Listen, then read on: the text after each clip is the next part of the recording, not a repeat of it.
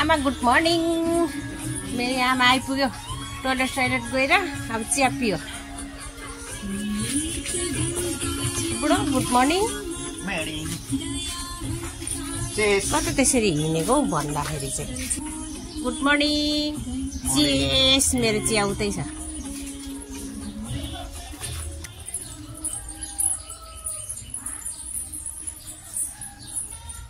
Hello hi good morning शुभ बिहानी। हजुरहरूको दिन शुभ रहोस् साथै पनि शुभ रहोस् भन्दै चिया खाँदैछ मेरो बुढो चाहिँ। पिको पिको खाएको होइन पिको पिउ पिउ पिउ पिउ। अब मेरो चाहिँ पर राखिरहेको छु अनि गएर म पनि पिउने।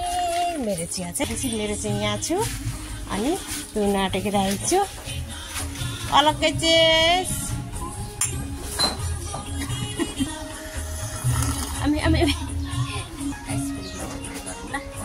हाम्रो चाहिँ खाना तयार भयो। आज चाहिँ मैले स्पेसली यो सजिउनेलाई उसिनेर निचेर यसको झोल बनाएको छु। लु त कस्तो हुँदो रहेछ भनेर ट्राई गर्नुलाई। यो चाहिँ लट्टे साग, यो चाहिँ अचार अनि यो चाहिँ गाँजाको दानाको अचार। त्यो उयो भाङको दाना हो कि गाँजाको दाना, मिठो लाग्छ मलाई, पहाडबाट आउँछ।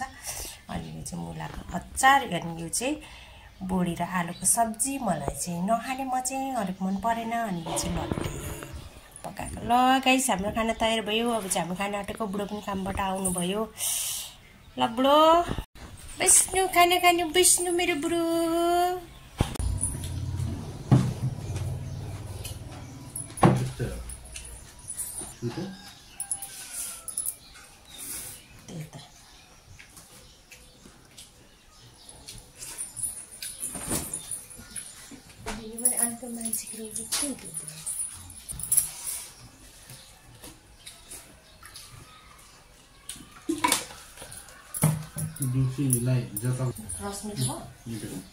लाइक गाइस म पनि खाना आँटेको। मेरो पनि खाना तयार भयो। आज चाहिँ मैले यो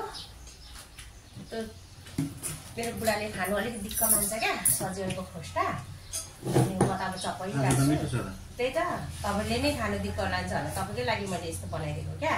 मैले अनि उसिनेर अनि त्यो टिकटकमा देखेको थिएँ क्या, उसिनेर रस निचेर पकाएको। अनि मैले पनि त्यसै गरेर लगाइदिएको। सुप पकाएको त मिठो भयो भने मेरो बुढालाई। म त चपाउँछु, बुढालाई चाहिँ अल्छी गर्छ क्या चपाउनु। अनि मेरो दाँतै छैन। दाँत त मेरो पनि यहाँ झरेछ कि एउटा। तर यसको रस मिठो हुन्छ होला। सुक्ता खानु हो नि यसको, होइन सुक्ता खानु हो नि। तर मैले मजाले केलाएर अनि उसिनेर अनि सुक्ता खाने भने त खोटा किन्छ। मरमसला पकाएर होइन। यो चाहिँ गाँजाको दानाको अचार है। यो चाहिँ मलाई छिमेकी साथी बहिनीले दिएको। मलाई चाहिँ साह्रै मनपर्छ। म एकचोटि उहाँ काठमाडौँ दक्षिण काली मन्दिर जाँदा पनि बेचेको देखेको थिएँ। यो चाहिँ मैले उहाँ हरियाणामा हुँदा खानु सिकेको है। एउटा बहिनीले गाँजाको दानाको अचार खानुहुन्छ भने मात्दैन भनेको त के गर्नु अच्छा दिदी कस्तो मिठो हुन्छ भने त्यहाँबाट पल्केको मैले जाने हो नि किनेर ल्याएर खान्छु। मलाई साह्रो मनपर्छ। मुखबाट पानी आउँछ मिठो मिठो खानेकुराको कुरा गर्दा। दाल पनि खानु मन लाग्दैन अनि सुप नखाएको धेरै छ। अनि मेरो पनि आइडिया खेलाएर नुनहरू ठिकै लागेछ ल खाएको ल त्यही लाएको देखिनु अनि झनै चर्को चर्को भएछ मिठो हुँदो रहेछ। मिठो हुँदो रहेछ सुप। त्यही भएर मान्छेले सुप बनाएर खानु रहेछ।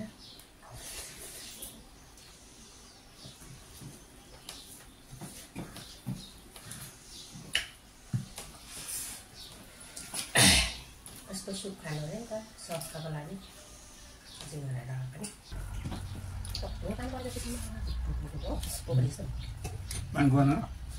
जानु नि उयो गरेर प्लास्टिक लगाएर पाइपहरू साह्रै मैला निकालेँ। अनि त्यो पाइपमा पनि हुन्छ पानीको टुक्राको बगाएको थियो। अनि त्यहाँको माटो सबै निकाल्यो। त्यहाँको पाइप सबै निकाल्यो। पानी आएको पानीले जब पनि गयो भयो यत्रो मुस्किल जाँदा पनि जम्नु पर्छ। परेर रोकेर त एकछिन पछि मात्रै गइसक्यो।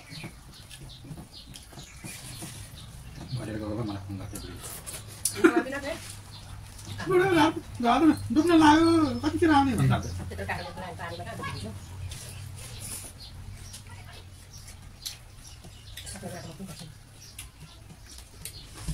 पर्छ लाग्छ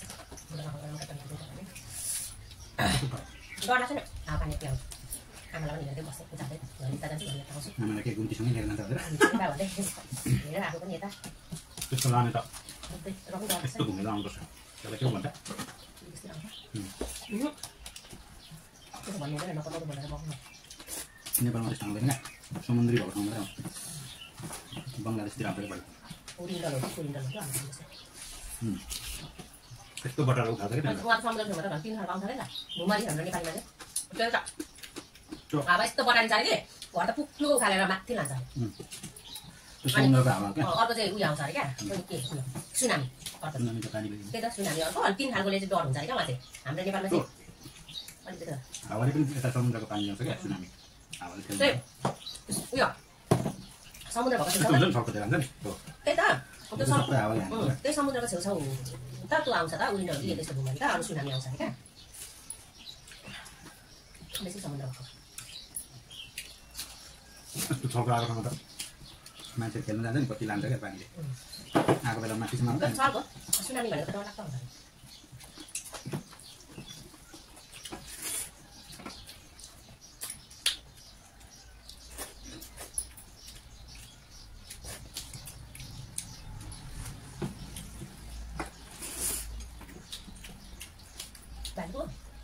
एक ग्लास जति छ हेर्न खाउँछु भने चाहिँ तरकारी पनि खानु खानै लगाएको पनि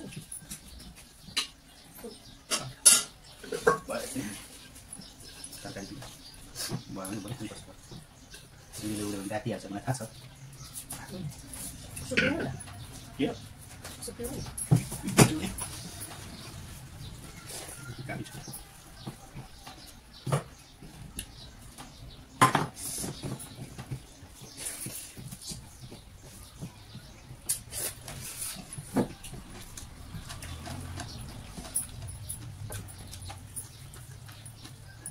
किन अलिक मिसिनले पिस्दैन रहेछ हौ धेरै बेर पिसो पिस्छ रेडी लगाएर लाग्ने बनाइदिउँ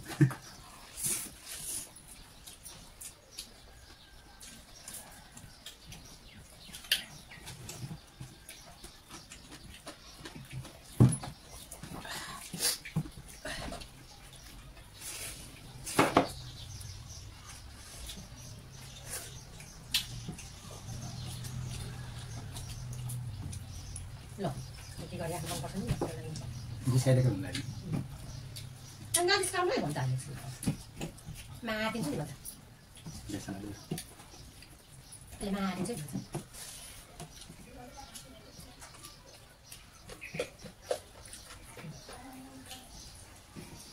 के हो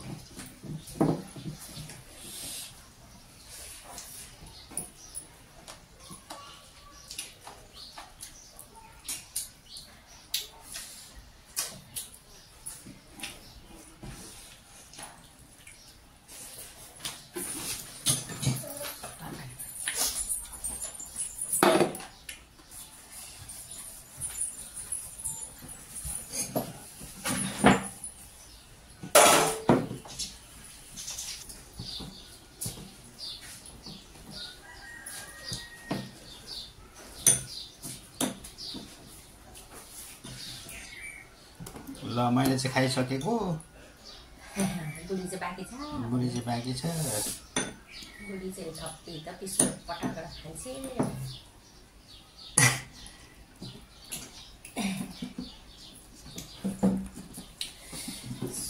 पटार गरेर ताल पारेर खान्छ तर गर्नु भएर होला भात खाँदा खाँदा कस्तो अमन भयो पङ्खा लगाइदिउँ त्यस्तो गर्नु पनि भएको छैन तर त्यो कस्तो खालको चाहिँ गर्नु भयो कस्तो भात मिठो लाग्दै थियो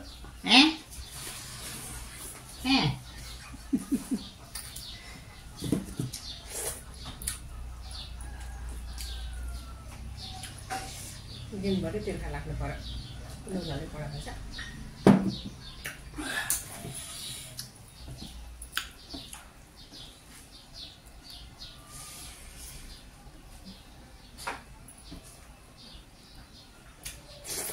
तिर्खा लाग्ने हो मलाई चक्किलो लाग्यो अचारमा पनि कडा भएछ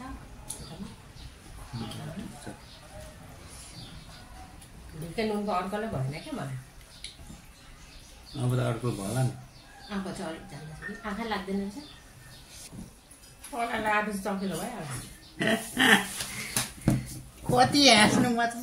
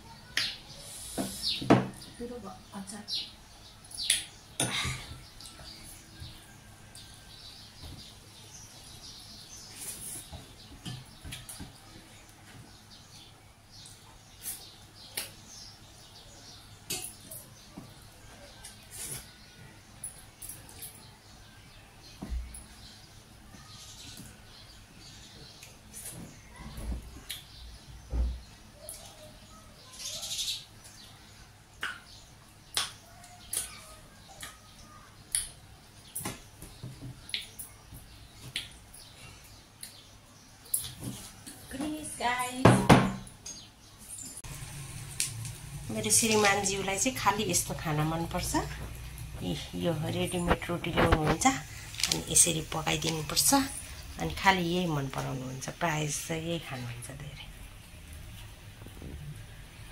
पोल्दिरहेछु रोटी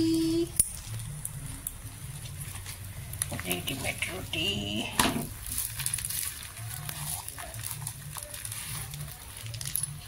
कतिवटा रोटी खाने अरे बुढो 5वटा हो 5वटा ए आउँछ त्यतिलाई आउँदैन भने 2 प्याकेट चाउचाउ 6वटा खाने पोलिदिइहाल्छु नि म